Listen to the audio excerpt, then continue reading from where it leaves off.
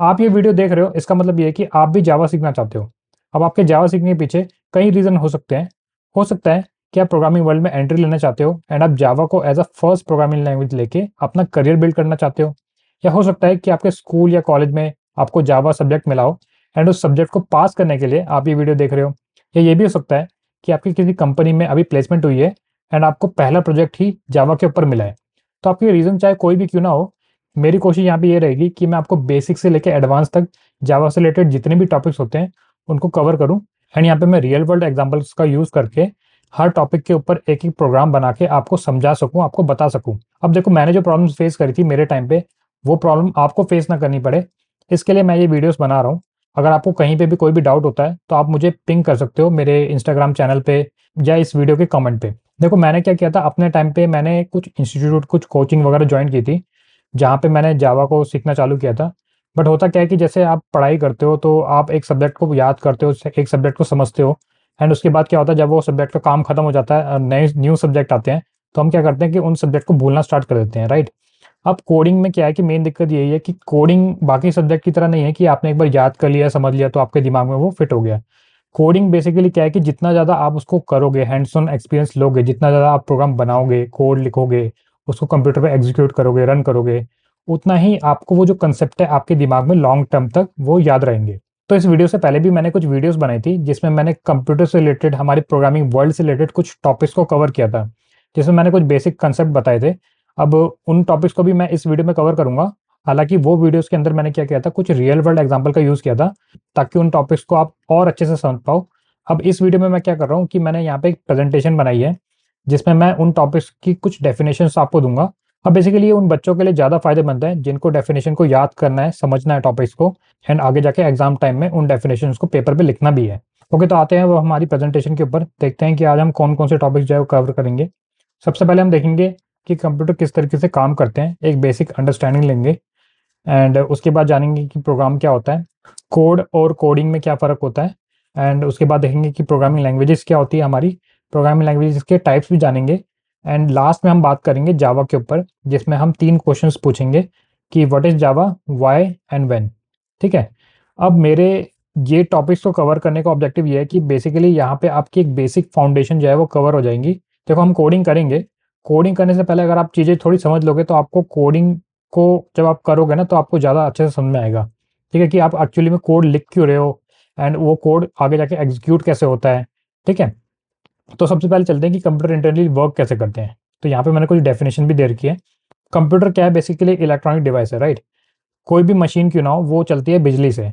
अब मान लो कि जैसे आपके रूम में एक बल्ब है एंड वो बल्ब जो है वो स्विच से कंट्रोल होता है। ठीक है, ये बहुत बढ़िया एग्जांपल है कि अगर आप उस स्विच को ऑन करोगे तो आपका बिजली जो है वो बल्ब में जाएगी एंड आपका बल्ब जो है वो ग्लो करेगा। ठीक है। अगर आप स्विच को ऑफ कर दोगे तो आपकी जो बिजली है वो कट हो जाएगी एंड बल्ब जो है वो ऑफ हो जाएगा, राइट। अब यहाँ पे जब हमने स्विच को ऑन किया, जब करंट गया तो इस स्टेट को हम कहते हैं 1। ठीक है, आप याद रखना, इस स्टेट को हम कहते हैं 1। तो जब हमने यहाँ पे स्विच को ऑफ किया तो करंट की सप्लाई जो एक तरीके से हमने काट दी। ठीक है, तो इस स्टेट को हम कहेंगे 0। तो जब आपका करंट जा रहा है तो यानी कि वो स्टेट है 1, जब आपका करंट नहीं जा रहा है तो वो स्टेट है 0। ठीक है। तो इसी तरीके से जो है कंप्यूटर जो है इन 2 फॉर्म में काम करता है, क्योंकि कोई भी इलेक्ट्रॉनिक डिवाइस क्यों ना हो वो करंट पे चलती है। ठीक है, इतना आपको समझ में आ गया। अब बेसिकली इसकी डेफिनेशन अगर हम देखें तो एक computer process information using binary code, इसी चीज को हम बाइनरी कोड कहते हैं। बाइनरी कोड अगर आपको कोई भी बोले तो यानी कि 0 और 1। ठीक है, which consist of only 2 digit, 2 digit के ऊपर कंसिस्ट करता है यानी कि 0 या तो 1। These are called bits. ठीक है। अब आपने सुना होगा कि आपके मोबाइल फोन में, आपके लैपटॉप में, आपके कंप्यूटर में रैम होती है, स्टोरेज होती है। अब आपने ये भी सुना होगा कि जो स्टोरेज होती है वो बेसिकली हम कहते हैं कि जैसे 1 GB की रैम है हमारे पास, 2 GB की रैम है, या हम यही कहते हैं कि हमारे जो स्टोरेज है वो 1 TB की है, राइट, 512 GB की है। तो अब ये GB TB ये सब होता क्या है, अगर आपको मैं बेसिक से बताऊं, जो सबसे स्मॉलेस्ट यूनिट जो होती है हमारी उसको हम कहते हैं बिट।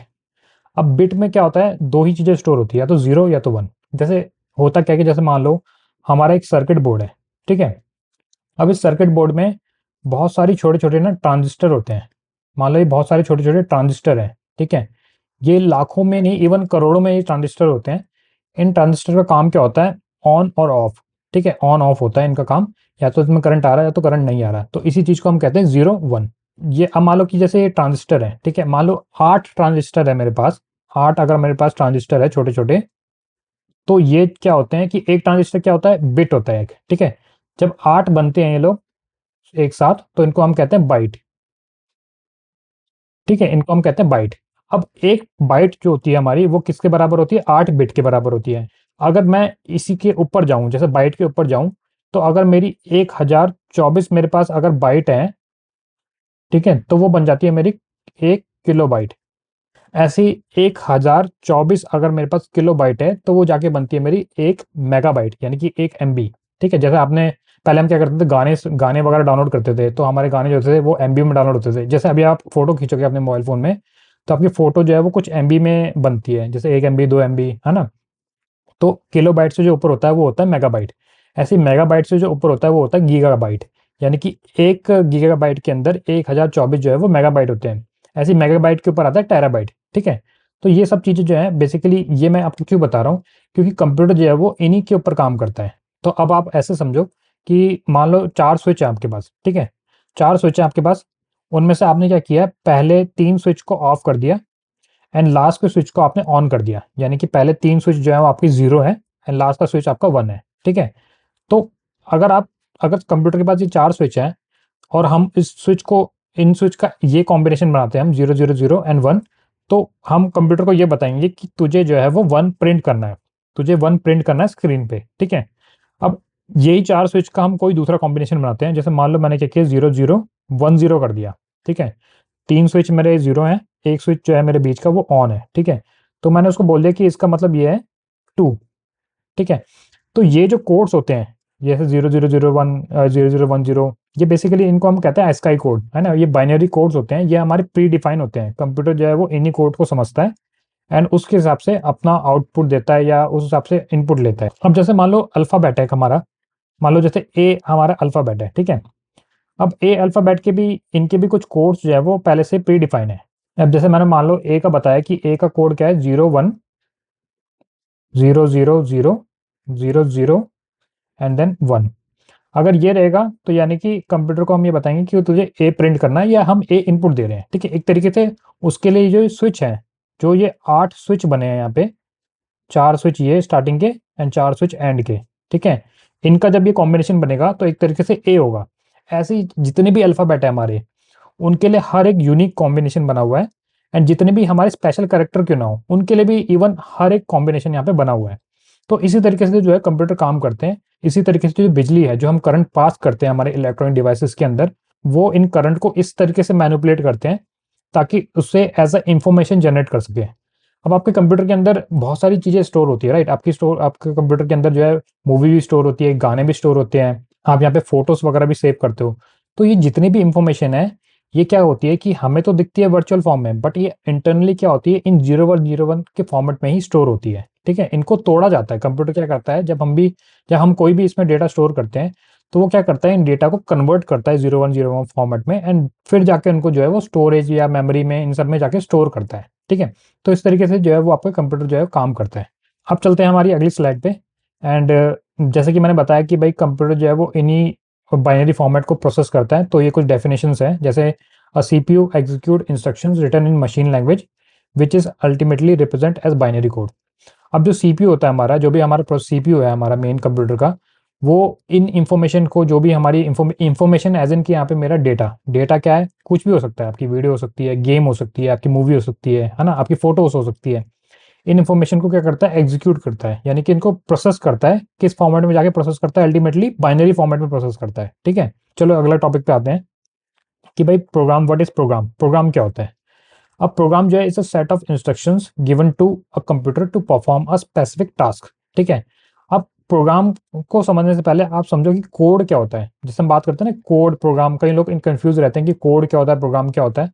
अब कोड बेसिकली क्या है, कुछ इंस्ट्रक्शंस है। जैसे मान लो कि मैंने अपने दोस्त को मैगी बनाने की कुछ इंस्ट्रक्शन दिए हैं कि तुझे पानी उबालना है, उसमें मैगी डालनी है, फिर मसाला डालना है, फिर 2 मिनट का वेट करके मैगी को बॉईल होने देना है ना। तो मैंने 4 स्टेप उसको लिख के दिए हैं। तो ये जो मैंने 4 स्टेप्स लिख के दिए हैं, ये कुछ नहीं है, ये कोड है। इन्हीं को आप समझो, ये कोड है, ये इंस्ट्रक्शंस है, ठीक है। अब कंप्यूटर क्या करता है, उसको कुछ नहीं पता, कंप्यूटर एक तरीके का डब्बा है। हम उसको जब तक सारी चीज नहीं बताएंगे ना, वो चीज नहीं, वो काम, वो चीज नहीं कर पाएगा, ठीक है। तो कोड क्या है, इंस्ट्रक्शंस है। प्रोग्राम क्या है, जब उन इंस्ट्रक्शंस को हम प्रॉपरली लिखते हैं एंड उन इंस्ट्रक्शन का जब हमें कोई स्पेसिफिक आउटपुट मिलता है, कोई स्पेसिफिक टास्क जब हमारा कंप्लीट होता है, तो उसको हम प्रोग्राम कहते हैं। ठीक है, तो यही डिफरेंस होता है कोड में और एक प्रोग्राम में। मान लो कि जैसे मैंने एक फाइल के अंदर कुछ कोड लिख दिया है ना, कुछ इंस्ट्रक्शन लिख दिए हैं, जैसे मान लो 10-20 लाइन के मैंने कुछ स्टेप्स लिख दिए हैं। ठीक है, जब ये मेरे सारे जितने भी स्टेप्स हैं, जब ये एग्जीक्यूट होकर मेरा एक टास्क परफॉर्म करते हैं, कोई मेरे लिए कुछ काम करके देते हैं, तब जाके मैं इस पूरे कोड को, इस पूरी फाइल को मैं एज अ प्रोग्राम ट्रीट करूंगा। तो यही डिफरेंस होता है हमारा कोड और प्रोग्राम के बीच में। अब कई लोग ये कंफ्यूज हो जाते हैं कि कोड और कोडिंग में क्या फ़र्क होता है। देखो, अब कोड क्या है, आप जो हमने स्टेप्स लिखे हैं इनको कोड कहते हैं, राइट। अब जब मैं इन स्टेप्स को लिख रहा हूँ, तो उस स्टेप को लिखने के प्रोसेस को हम कहेंगे कोडिंग। जैसे मान लो एक मूवी की स्क्रिप्ट है, ठीक है, जिस स्क्रिप्ट को फॉलो करके एक्टर जो है वो एक्टिंग करता है, बट उस स्क्रिप्ट को भी तो किसी ने लिखा होता है, राइट। तो जो स्क्रिप्ट को लिख रहा होता है उस प्रोसेस को हम कहेंगे कोडिंग। अगर मैं कोड लिख रहा हूँ तो यानी कि मैं कोडिंग कर रहा हूँ। ठीक है, तो ये फर्क है हमारा कोड और कोडिंग में।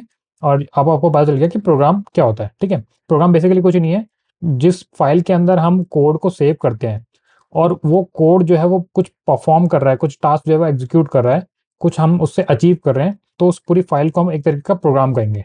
तो अब जरा यहाँ पे हम डेफिनेशन देखते हैं प्रोग्राम की। तो जैसे इसमें कह रहा है कि program is a set of instructions written in a programming language that tells computer what to do. अब हम क्या करते हैं, जैसे हमें क्या है, हिंदी और इंग्लिश आती है, राइट।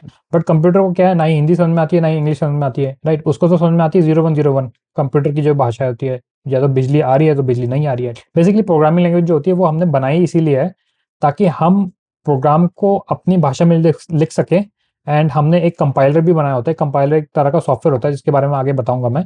अभी आप समझ लो कि कंपाइलर एक तरह का कन्वर्टर होता है, एक ट्रांसलेटर होता है, जिसका काम ये होता है कि हमारी जो प्रोग्रामिंग लैंग्वेज होती है, जो हमारी हिंदी में, इंग्लिश में सॉरी लिखी होती है, उसको कन्वर्ट करता है वो 0101 की फॉर्मेट में, यानी कंप्यूटर भाषा में, ताकि कंप्यूटर उस चीज को समझ पाए। ठीक है, अब इसका पर्पस क्या है, प्रोग्राम का पर्पस क्या है। मेन पर्पस ये है कि program is design to solve a problem और accomplish a task such as sending email, है ना, प्लेइंग म्यूजिक और रनिंग गेम्स। जो भी हम काम करते हैं कंप्यूटर के अंदर, वो किसके थ्रू होता है, प्रोग्राम के थ्रू होता है। सिंपल है, ठीक है। अब प्रोग्राम के यहाँ पे हमारे टाइप्स होते हैं। जैसे सिस्टम प्रोग्राम है हमारा, सिस्टम प्रोग्राम बेसिकली हमारे जो ऑपरेटिंग सिस्टम्स होते हैं उसके ऊपर बात करते हैं हम यहाँ पे। कि जैसे मैं मान लो अगर मैं मैकबुक में काम कर रहा हूँ तो मैक ओएस होता है, ठीक है, मैकबुक का, एप्पल वालों का। एंड जो नॉर्मल हमारी विंडोज लैपटॉप होते हैं उसमें जो जो ऑपरेटिंग सिस्टम होता है वो विंडोज का होता है, राइट, माइक्रोसॉफ्ट वालों का। ये विंडो वगैरह जो सॉफ्टवेयर होते हैं हमारे ऑपरेटिंग सिस्टम वगैरह के, ये बेसिकली हार्डवेयर के ऊपर काम करते हैं। इनका काम ये होता है कि हार्डवेयर, जैसे मान लो आपके कंप्यूटर के अंदर 4 GB की रैम है एंड 512 की आपकी स्टोरेज है, तो स्टोरेज को कैसे मैनिपुलेट करना है, कैसे यूज करना है, ठीक है, उस रैम को कितनी अच्छे से यूटिलाइजेशन करनी है उस रैम की, तो ये सारा काम जो होता है वो सिस्टम प्रोग्राम का होता है। ठीक है, अब आते हैं हम एप्लीकेशन प्रोग्राम पे। एप्लीकेशन प्रोग्राम क्या होता है, इस सिस्टम प्रोग्राम के ऊपर जब हम कोई सॉफ्टवेयर इंस्टॉल करते हैं, जैसे मान लो मेरे पास विंडो है। अब मेरी विंडो नई नई विंडो आई है, मेरे पास कुछ भी नहीं है उसमें, मेरे पास ना ही उसमें कोई माइक्रोसॉफ्ट ऑफिस है, ना ही उसमें कोई गेम वगैरह है ना, कुछ भी नहीं है। तो मैं उसके ऊपर कुछ इंस्टॉल कर रहा हूँ। तो जो इंस्टॉल हम करते हैं, है ना, वो जो प्रोग्राम होते हैं हमारे, वो एप्लीकेशन प्रोग्राम होते हैं। ठीक है, जैसे कि परफॉर्म स्पेसिफिक यूजर टास्क, जैसे कि माइक्रोसॉफ्ट वर्ड हो गया हमारा, है ना, ब्राउज़र ब्राउज़र वगैरह हो गया, हमारे गेम वगैरह हो गए, है ना, यहाँ पे एग्जांपल दे रखा है। अब आते हैं यूटिलिटी प्रोग्राम में। जो तीसरा टाइप है हमारा वो है यूटिलिटी प्रोग्राम का, जो कि हेल्प करता है मैनेज करने में हमारे कंप्यूटर के रिसोर्स को। जैसे कि हमारा एंटीवायरस सॉफ्टवेयर वगैरह जो होते हैं वो यूटिलिटी प्रोग्राम में आते हैं। ठीक है, अब आते हैं नेक्स्ट स्लाइड में एंड समझते हैं कि प्रोग्रामिंग लैंग्वेजेस क्या होती है। जैसे मैंने बताया कि प्रोग्रामिंग लैंग्वेजेस क्या होती है, हमारी इस सेट ऑफ इंस्ट्रक्शंस है जो हेल्प करती है हमारे कंप्यूटर को ये बताने के लिए कि तुझे क्या करना है ना, उसको कुछ चीज़ बताने के लिए, उसको कुछ चीज़ समझाने के लिए, या उससे कोई काम कराने के लिए हम जिस भाषा का यूज़ करते हैं उसको हम प्रोग्रामिंग लैंग्वेज कहते हैं। ठीक है, एक तरीके की ये भाषा है, एक तरीके की लैंग्वेज है। जैसे मैं यहाँ पे हिंदी भाषा का यूज़ कर रहा हूँ आपको ये बताने के लिए कि प्रोग्रामिंग लैंग्वेज क्या होती है, उसी तरीके से अगर मुझे कंप्यूटर से कोई काम कराना है तो मुझे उसको उसी की भाषा में वो चीज़ बतानी पड़ेगी, राइट। तो वो जो भाषा है उसको हम प्रोग्रामिंग लैंग्वेज कहते हैं। ठीक है, सिंपल है। अब डेफिनेशन देखते हैं कि it serve as a medium for humans to communicate with machines and using predefined syntax and rule to write program. तो यहाँ पे क्या होता है कि हमारे पास कुछ सिंटेक्स होता है। सिंटेक्स यानी कि आपको कोई फॉर्मेट जो है ना फॉलो करना पड़ता है। जैसे मान लो आपको पता है वन, आपको पता है वन को मुझे इस तरीके से लिखना है, ऐसे करके, है ना, ए को मुझे इस तरीके से लिखना है, राइट। तो ये एक तरीके का आपका फॉर्मेट है ना, एक सिंटेक्स है। इसी तरीके से प्रोग्राम के अंदर भी, कोड के अंदर भी हमारे कुछ सिंटेक्स होते हैं, हमको उसको वहाँ पे फॉलो करना पड़ता है ताकि कंप्यूटर को समझ में आए कि हाँ हम उससे क्या काम करवा रहे हैं। अब यहाँ पे प्रोग्रामिंग लैंग्वेज का यूज़ क्या है, सिंपल है कि हम यहाँ पे क्या करते हैं, सॉफ्टवेयर वगैरह जो हम डेवलप करते हैं, है ना, कोई भी प्रोग्राम वगैरह बनाते हैं। यहाँ पे मैं खाली मोबाइल फ़ोन या कंप्यूटर की बात नहीं कर रहा हूँ। अगर आपका टीवी चल रहा है, तो टीवी चल कैसे रहा है, वो तो हार्डवेयर है, उसके ऊपर भी तो सॉफ्टवेयर इंस्टॉल किया है ना, राइट। अब जैसे एसीज वगैरह आते हैं हमारे, है ना, फ्रिज वगैरह आते हैं, वॉशिंग मशीन आती है, वो भी आजकल ऑटोमेटिक वाली आने लग गई है ना, ऑटोमेटिकली चलती है, उसमें एआई वगैरह इंटीग्रेट करने लग गए हैं आज ये लोग। तो वो सब भी क्या है, एक तरीके की सॉफ्टवेयर है, राइट। हार्डवेयर के ऊपर एक सॉफ्टवेयर इंस्टॉल किया है ताकि वो हार्डवेयर को एफिशिएंटली अच्छे से चला सके। ओके, तो अब आते हैं यहाँ पे प्रोग्रामिंग लैंग्वेजेस के टाइप के ऊपर, ठीक है। तो यहाँ पे दो टाइप की प्रोग्रामिंग लैंग्वेज होती है हमारी, एक होती है लो लेवल लैंग्वेज और एक होती है हाई। लो यानी कि सबसे नीचे, यानी कि जो बात करती है हमारे हार्डवेयर से, एक तरीके से जो हार्डवेयर समझता है, 0101 की फॉर्मेट, यानी कि उसको हम एक तरीके से लो लेवल लैंग्वेज कहेंगे, ठीक है। अभी आप इतना समझो, हाई लेवल लैंग्वेज वो होती है जो हम समझते हैं, जो हमारे काफी करीब होती है ना, जैसे इंग्लिश हो गई या हिंदी हो गई। अब लो लेवल लैंग्वेज के मैंने कुछ पॉइंट्स लिखे हैं यहाँ पे, जैसे क्लोज टू कंप्यूटर हार्डवेयर के बहुत क्लोज होती है, फास्ट एग्जीक्यूशन होता है उसका, ठीक है, but hard to learn and write, हमारे लिए तो बहुत मुश्किल है, ठीक है। And provide direct control over hardware, क्योंकि वो डायरेक्टली हार्डवेयर पे काम करती है, तो उसका जो कंट्रोल होता है हार्डवेयर के ऊपर वो बहुत अच्छा होता है। जैसे कि एग्जांपल के लिए मशीन लैंग्वेज हो गई, 0101 की फॉर्मेट, एक असेंबली लैंग्वेज होती है। तो अगर आप कॉलेज वगैरह में हो एंड असेंबली लैंग्वेज अगर आपने देखी होगी, तो वो आपको पता होगा कि ये बहुत डिफिकल्ट होती है ना, इसमें बहुत छोटे छोटे कोड यूज किए जाते हैं मशीन से काम करवाने के लिए। अब आते हैं यहाँ पे हाई लेवल लैंग्वेज पे। हाई लेवल लैंग्वेज की जैसे कि है कि design to be easy for humans to read and write, ठीक है। ह्यूमंस के लिए बनाई हुई है ताकि ह्यूमंस इसको आसानी से समझ सके और लिख सके, ठीक है। हम बेसिकली जावा जो है वो एक तरीके की हाई लेवल प्रोग्रामिंग लैंग्वेज है, easy to use, portable across different system, ठीक है। इजी टू यूज है, आराम से हम लिख सकते हैं, आराम से उसको रन कर सकते हैं। एंड रिक्वायर्ड अ कंपाइलर और interpreter to convert to machine code. अब यहाँ पे काम आता है एक ट्रांसलेटर का, क्योंकि हम जो programming language, high level programming language होती है, वो हम इंग्लिश फॉर्मेट में यूज करते हैं, है ना। तो उसको कंप्यूटर तो समझ नहीं सकता, जैसे मैंने पहले ही बताया। उसको ट्रांसलेट करने के लिए हम यहाँ पे कंपाइलर और इंटरप्रेटर, इन दो मशीन्स का यूज करते हैं, इन दो सॉफ्टवेयर का यूज करते हैं एक तरीके से, ठीक है। अब एग्जांपल के तौर पे बताता हूँ कि जैसे क्या होता है ऑब्जेक्ट ओरिएंटेड प्रोग्रामिंग लैंग्वेज। ये एक कंसेप्ट होता है, इसके बारे में हम आगे पढ़ेंगे। आप ये समझो कि ये हाई लेवल प्रोग्रामिंग लैंग्वेज है, ठीक है। ऐसी फंक्शनल लैंग्वेज भी हाई लेवल होती है, scripting, procedural and logical programming language, ठीक है। ये आपके टाइप्स हैं हाई लेवल प्रोग्रामिंग लैंग्वेज के। तो अगर आपके पेपर्स में, एग्जाम में ये चीज़ें आती हैं, तो आप इनको जाके लिख सकते हो। अब आते हैं हम हमारी नेक्स्ट स्लाइड के अंदर। यहाँ पे मैंने एक टेबल बनाई है जिसमें मैंने डिफरेंसेस दे रखे हैं हमारे लो लेवल लैंग्वेज के बीच में, हाई लेवल लैंग्वेज के बीच में और मिडिल लेवल लैंग्वेज के बीच में। तो आप इनको भी गो थ्रू कर सकते हो। एंड आपके एग्जाम में अगर आता है कि आप डिफरेंसेस बताओ, तो आप इस तरीके से टेबल बना के आसानी से अपने डिफरेंसेस को बता सकते हो। अब आते हैं हमारी नेक्स्ट स्लाइड के ऊपर एंड बात करते हैं हमारे सबसे मेन टॉपिक पे, जो कि है जावा। जैसे कि मैंने बताया कि जावा जो है basically high level programming language है। इसको डेवलप किया था जेम्स गॉसलिंग ने, ठीक है, इन 1995। इनकी टीम थी, जो कि कंपनी का नाम था सन माइक्रो सिस्टम्स। तो वहाँ पे इनकी एक टीम थी। इन्होंने क्या किया, उस कंपनी के अंदर ही यहाँ पे जावा को डेवलप किया। तो मैं अगर आपको कुछ बताऊँ तो इनिशियली क्या था, जावा जो था ना वो नाम नहीं था इनिशियली। इसका नाम जो नाम था वो था ओक, एक पेड़ का नाम था, उसके ऊपर इन्होंने नाम रखा था। तो बाद में जब ये रजिस्टर करने गए तो उन्होंने देखा कि ओक करके जो कंपनी थी वो पहले से एक जगह एक रजिस्टर थी कंपनी पहले से ही। तो इन्होंने बाद में कंपनी का नाम चेंज किया एंड जावा रखा। तो जावा भी नाम इसलिए रखा क्योंकि इनको ना कॉफ़ी काफ़ी पसंद थी। एंड इंडोनेशिया में मतलब एक जगह थी, जावा के नाम से थी वो, एंड वहाँ पे कॉफ़ी थी वो उगाते थे वहाँ पे। तो इसलिए इन्होंने इसका नाम जावा रखा। अब आते हैं हमारे मेन टॉपिक। बेसिकली हम यहाँ पे जावा को हम पढ़ क्यों रहे हैं, है ना, जावा का क्या एडवांटेज क्या है हमारे पास। तो जावा बेसिकली क्या है, यहाँ पे हमारे वोरा प्रिंसिपल पे काम करती है, ठीक है। Write once and run anywhere. इसका मतलब ये है कि सिंपली क्या है कि जैसे मान लो मैं यहाँ पे मैक ओएस पे काम कर रहा हूँ, यानी कि मैं यहाँ पे मैकबुक पे काम कर रहा हूँ। मेरा एक दोस्त है जो विंडोज मशीन पे काम करता है, ठीक है। तो उसने कुछ प्रोग्राम बनाया, मैंने यहाँ पे कुछ प्रोग्राम बनाया। अब मैं क्या कर रहा हूँ, यहाँ पे प्रोग्राम जो बना रहा हूँ मैं अपने कंप्यूटर पे एग्जीक्यूट कर रहा हूँ। तो मैं अपने ऑपरेटिंग सिस्टम के हिसाब से मैंने प्रोग्राम बनाया, उसने क्या किया, अपने ऑपरेटिंग सिस्टम के हिसाब से प्रोग्राम बनाया, ठीक है। तो अगर मैं उसको अपना प्रोग्राम दूंगा या वो मुझे अपना प्रोग्राम देगा, तो मैं इसको रन नहीं कर पाऊंगा। अगर नॉर्मल प्रोग्रामिंग लैंग्वेज की हम बात करते हैं उस केस में मैं आपको बता रहा हूँ। बट जावा में क्या है कि आप क्या करते हो, आपने प्रोग्राम लिखा, आपने कोड लिखा, ठीक है। उस कोड को आप कन्वर्ट करते हो एक बाइट फाइल में। वो बाइट फाइल को अगर मैं अपने दोस्त को दूंगा, तो वो उस बाइट फाइल को डायरेक्टली रन कर सकता है, तो उसको कोई दिक्कत नहीं आएगी। तो यहाँ पे वो प्लेटफॉर्म इंडिपेंडेंट है, यानी कि राइट वंस मैंने एक जगह लिखा और रन एनीवेयर, मैं उसको कहीं पे भी रन कर सकता हूँ। मैंने अपने दोस्त को दे दिया, मैंने अपने पड़ोसी को दे दिया, है ना। तो मैंने जिसको भी कोड दिया वो उसको आसानी से एग्जीक्यूट कर सकता है, एग्जीक्यूट यानी कि रन कर सकता है। अब यहाँ पे इसकी की फीचर यही है हमारे जावा की कि ये क्या है, प्लेटफॉर्म इंडिपेंडेंट है। ठीक है, इसको आप कहीं पे, इसके प्रोग्राम को आप किसी भी मशीन में आप चला सकते हो, बशर्ते एक चीज़ होनी चाहिए, वो जो कि है JVM virtual machine, Java virtual machine होनी चाहिए उस कंप्यूटर के ऊपर। ठीक है, जावा वर्चुअल मशीन क्या है, एक तरीके का सॉफ्टवेयर है। अब जैसे मैंने बताया कि कंपाइलर होता है ना, वैसे एक तरीके का मान लो एक सॉफ्टवेयर है। ठीक है, अगर आपको जावा के कोड को रन करना है किसी भी कंप्यूटर पे, किसी भी मशीन पे, तो आपके पास उस कंप्यूटर में जेवीएम होना चाहिए। ठीक है, तभी आप जावा का प्रोग्राम जो है वो उस कंप्यूटर पे रन कर सकते हो। अब आते हैं कि ये जावा बेसिकली क्या है, ऑब्जेक्ट ओरिएंटेड है। ठीक है, जो भी जावा के अंदर चीज़ें यूज़ की जाती है वो ऑब्जेक्ट के फॉर्म में यूज़ की जाती है। ठीक है, अब इन सभी टॉपिक्स के बारे में हम बाद में डीपली और बात करेंगे। अभी आप बेसिकली एक तरीके से समझो कि जावा हम यूज़ क्यों कर रहे हैं, जावा के फीचर्स क्या क्या है, एडवांटेज क्या है। उसके बाद आते हैं कि जावा जो है वो रोबस्ट है एंड सिक्योर है। रोबस्ट एंड सिक्योर इसलिए है, बेसिकली क्या है कि यहाँ पे काफ़ी सारे फीचर जो है वो जावा के अंदर पहले से ही हैं, जो कि हमारे बाकी की जो पुरानी प्रोग्रामिंग लैंग्वेज होती थी, जैसे कि सी प्लस प्लस, वहाँ पे नहीं होते थे। जैसे कि सबसे बड़ी एग्जांपल ये है कि गार्बेज कलेक्शन का। गार्बेज कलेक्शन क्या होता है, जैसे मान लो मैंने कोई प्रोग्राम लिखा, ठीक है, वो प्रोग्राम क्या है, कुछ मेमोरी को यूज़ कर रहा है। अब जैसे उस प्रोग्राम का काम खत्म हो गया, मेमोरी जो है वो एक तरीके से फ्री हो गई मेरी। ये जो है जावा के अंदर है। जावा क्या करता है, ये देखता है कि जो मेरी मेमोरी यूज़ हुई है उस प्रोग्राम में, क्या वो प्रोग्राम अब उस मेमोरी को यूज़ कर रहा है, क्या उस प्रोग्राम को उस अब ज़रूरत है उस मेमोरी की, है ना, नहीं ज़रूरत है, तो वो क्या करेगा, उसको फ्री कर देगा उस मेमोरी को।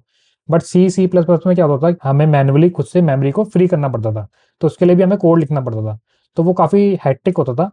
इसलिए जो जावा है बेसिकली हमें काफ़ी फ्लेक्सिबिलिटी देती है। उसके बाद देखते हैं हम यहाँ पे क्या है कि हमारे पास मल्टी थ्रेडिंग है। मल्टी थ्रेडिंग क्या होती है कि जैसे मान लो आप क्या कर रहे हो, आपने कंप्यूटर के अंदर बहुत सारे छोटे छोटे टास्क खोल रखे हैं, जैसे आपने ब्राउजर भी ओपन किया है ना, जैसे आपने माइक्रोसॉफ्ट ऑफिस ऑफिस भी ओपन किया है ना, आपने यहाँ पे पेंट भी खोला है, आपने यहाँ पे गेम भी खोली है ना, आप एक साथ मल्टीपल काम कर रहे हो, कोई इसी चीज़ को हम मल्टी थ्रेडिंग कहते हैं। तो जावा बेसिकली ये मल्टी थ्रेडिंग को भी सपोर्ट करती है। ठीक है, एक साथ आप मल्टीपल प्रोग्राम जो है वो चला सकते हो। एंड उसके बाद यहाँ पे एक्सटेंसिव लाइब्रेरीज है हमारे पास। लाइब्रेरीज यानी कि हमारे पास पहले से ही काफ़ी सारा कोड लिखा हुआ है जावा के अंदर, है ना, बहुत सारे छोटे छोटे कोड लिखे हुए हैं, हमें उनको लिखने की जरूरत नहीं है।